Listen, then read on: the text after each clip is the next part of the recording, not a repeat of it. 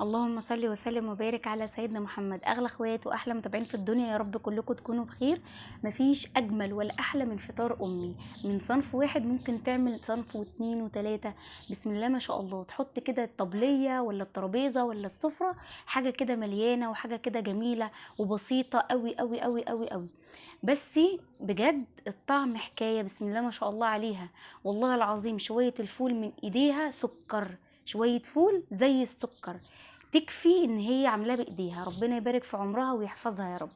هنا طبعا كانت عامله بطاطس مهروسه وحاطين عليها شويه فلفل وشويه كمون وشويه ملح، وهرستها زي ما انتم شايفين كده. وعملنا خلطه القرنبيط العاديه، بيض ولبن ودقيق، وغلفنا البطاطس وحطيناها كده على جنب عشان نقليها.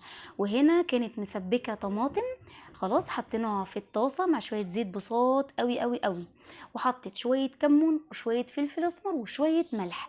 امي ما بتحبش بهارات كتير قوي في الاكل، وما بتحبش ان هي تحط حاجات كتير تبوخ طعم الاكل، بالذات لان الحاجات دي بسيطه جدا. تقولك انا عايزه اكل طعم، مش عايزه اكل بهارات.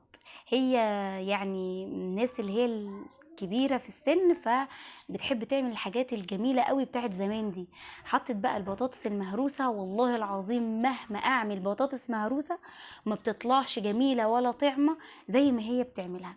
ربنا يحفظها ويبارك في عمرها يا رب.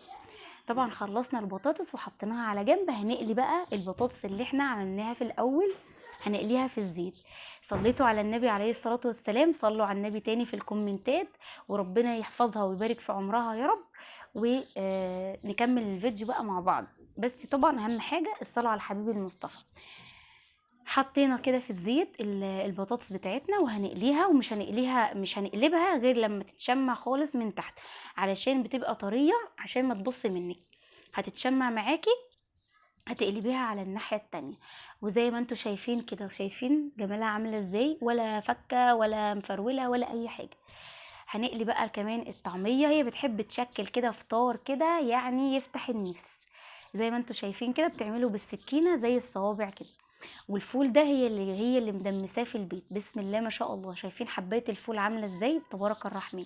حطت شويه كده في الطاسه، حتى انا بقول لها يا ماما انت حطيتي الفول في الطاسه من غير زيت. قالت لي اصبري اصبري هتاكلي حبه فول ملهمش حل. ففعلا كانوا طعمهم تحفه. بصوا بقى، كمون، شويه ملح، شويه فلفل اسمر، وممكن سنه كزبره بسيطه قوي قوي. يعني الملح اللي انتوا شايفينه ده عليه كزبره وشويه شطه بس. هتهرسوا بقى. بصوا بقى، شايفين بقى الزيت نزلت بحبة الزيت اللي هم بتوع اللي احنا قالين بيهم الطعمية، صفته وراحت نازلة بحبة وهو بيغلي كده.